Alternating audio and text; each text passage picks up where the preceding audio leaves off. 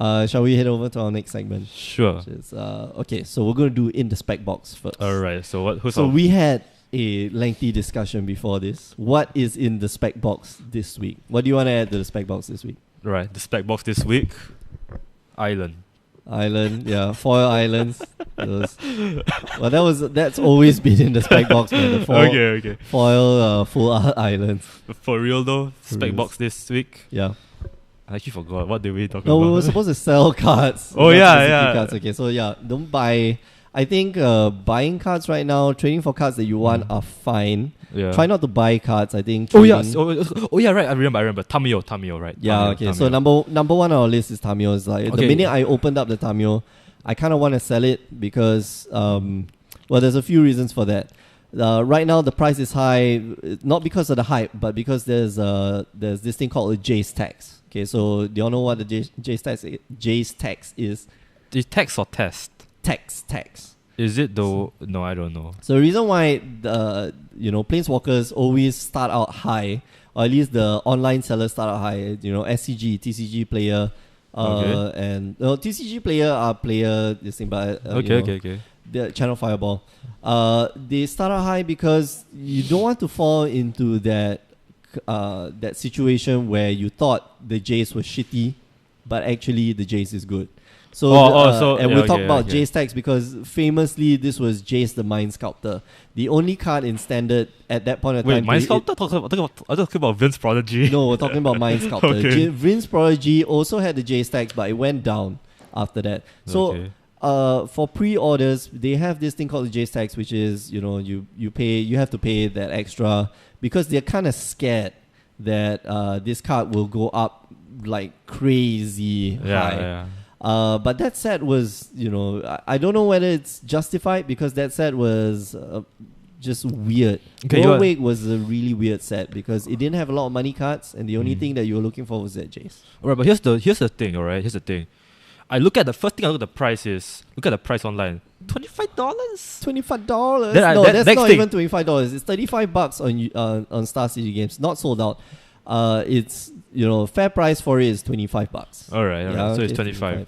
So it's 25, right? First thing I thought myself, no one's gonna buy this shit. Then I look online like Facebook groups, people are buying this shit. I was like, yeah, okay. So the other reason why we think that Tamio might not see play at all.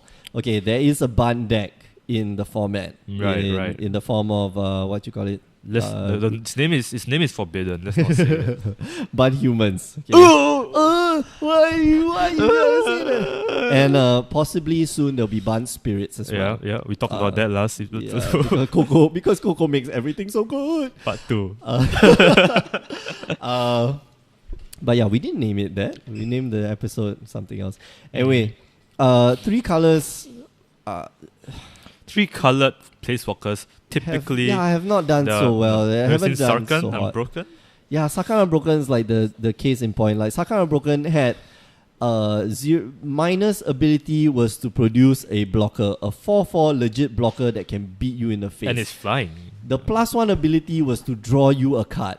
Add mana to your mana pool. Oh, that's good as shit. That's good as shit. Wait, and then okay, the ultimate ability was very irrelevant because if you weren't playing a Dragons deck, which you cannot play right now, it's not going to be useful at all. And the good Dragons weren't exactly in that color. You have Ataka. Wait, Atako's in the color? Yeah, he was. Yeah, green, red. Green, red. And Wait, he was it. Teamer. Yeah, that's it. That's all you had. Yeah. So, that last ability was not so relevant. So let's take a look at Tamio right now. Tamio's +1 ability, again, helps you draw that card. Possibly to draw up to 4 cards or up to 8 cards. Ooh. If you have double strike, vigilance, You stopped right there. Hey, that's good. That's good, You right? stopped right That's good. there. You stopped right there, man. The -2 ability or the minus ability taps down creatures. So it taps down non-land permanents. So not just creatures, but yeah. And they don't untap during their controller's untap step. So it's kind of like a protection, but not as... It's soft protection. Yeah, it's soft protection. The -7 ability is I don't know if it's relevant. I know it's definitely relevant in a control setting. Yeah. Where you draw 3 cards, you get an emblem that says you have omniscience on the battlefield. Actually, but okay, let's look at it this way. Will bend control be a thing? Because bend is typically like a tempo / aggro kind of color. So yeah, so yeah, I mean the drawing of the 2 cards, that'll be great. The tapping down of the creatures, it's a tempo play, yes. But to get that color mana, up and running, green, blue, and white. It's I won't say it's that hard, but it's also not very easy either. Right. Then and if you want to spend your turn 4 casting this, I think you rather spend turn 4 casting Coco. Yeah, trying exactly, to hit trying to hit a spell spell queller. Yeah. Quell speller. Spell queller and a reflector mage. Yeah. So then you look at card like Nissa, the voice of Zeneca. Yep. Ulti is like almost the same thing, but without the omniscience. Oh, but yeah. it will have like the somewhat same impact on the board. Yeah, exactly. So it does build up. So on the first turn it's 5, so it takes about 3 turns to 4 turns. 4 turns for it to go off, which if you're playing a control deck, that's good. But we haven't seen any bun control decks. The best control deck right now is black-white because I can play hand destruction, day in, day out. But now that I feel like now that say Sign in Blood instant speed, yeah, maybe no. That's a good card. Man. No, man. That's a good card. That's a good card. The other one is better. What's the Scry 2 draw 2? It's not instant speed, man. I know that's not instant speed. I don't like it. I don't like it, man. Blue black will love the new Succumb to Temptation. So I love it. I'm playing blue black. My deck right now is my bag. It's my bag right now. So yeah, we are advising you. Try to sell off. Well, I guess you can sell off to the hype or sell off to the supply. Right now, supply is extremely low. If you wait, really? Yeah, supply is extremely low. There are only X that's true, pre-release kits. You're right. If you have a Mind's Dilation, please get rid of it. My what? Mind's Dilation. It's a mythic. Liliana, okay.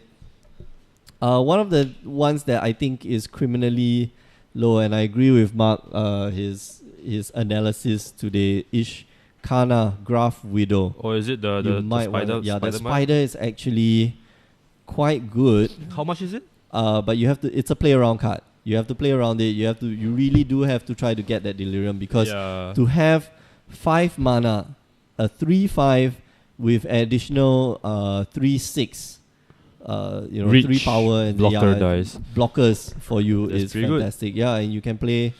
Wait, but how much is it right now? It's like right now it's $5, and that is on the that's on. On the high side? SCG, yeah. That's on SCG. That's on the high side. Okay. So Ishkana, I think it deserves an 8 at least. I'm not kidding. It deserves an 8. At least. I don't know. Maybe 10. You want 10? Which is why this is called the Spec Box, right? Yeah. Spec. We put our specs in and, and you close the box. So yeah, well, I guess that's our in the Spec Box. Yeah, keep some Ishkanas. The last one I wanna bring in is Liliana. Which one? The last hope. Last hope, yeah. Keep that. Just keep that. Don't sell it. Don't buy new ones. Because this one's a bit volatile. I think 3 mana planeswalkers are legit. Yeah. They have always been shown to be, breakers in standard, and sometimes even in. Well, I wouldn't call this one a breaker. It's not a breaker, but it has the potential to be a breaker. Yes, exactly. It's it's a build around me kind of card. Does take a while to tick up, but just the same. Nissa, voice of Zendika. Yeah. Also the same effect. It's not a fantastic card. You get blockers. You get some form of protection. The plus ability is a protection ability. The minus ability can be something that's quite backbreaking to your opponent. And the ultimate ability is Liliana's ultimate ability is just unstoppable. Every turn, it's just you use it. It's not those abilities where you're like, okay, it's not okay. You get planeswalkers, right? There's some planeswalkers who have like ultis that do nothing, ultis that build advantage, and ultis that just win the game straight up. I feel that Hers doesn't win you the game. Yeah, it's like in between the one of build advantage and straight up winning the game. It's like it's inevitability. Yeah. I just pronounced it inevitability. Okay. So it's in that middle. It's like somewhere in the high, above average kind of point. Yeah. But for 3 mana, that's a good thing. Yeah. Okay. So to summarize, what's in our spec box? Sell your Tamios, keep your Ishkana, or try to buy some Ishkanas, and keep your Lilianas. Yes. Yeah. Good. Amazing. Nice. Also, Allosaurus Rider. No, man, let's not too go late. there. It's too late. Also. It's not gonna happen. Sell off those bloody Allosaurus Riders. You know what I'm gonna say? Get those disintended mind breakers, man. Break the mind. Oh man, I do not agree with that. I do not agree with that. Also a deep elder fiend, right? Deep elder fiend. People are calamari. People are jizzing all. I don't know. I that mean, card's good. It's good, but it's not that good. Yeah, it's a very tempo type of card. Yeah, the people say I told them I would be like, I'm gonna play control, blue black control, and they're like, have you gotten your set of calamaris? I'm like, no, I don't want that. I don't want that card, man. I don't want that shit in my. I'd rather spend my time, stay at home, play my new more starter generation. Add me on my Nintendo code. I don't know. I don't want all that work.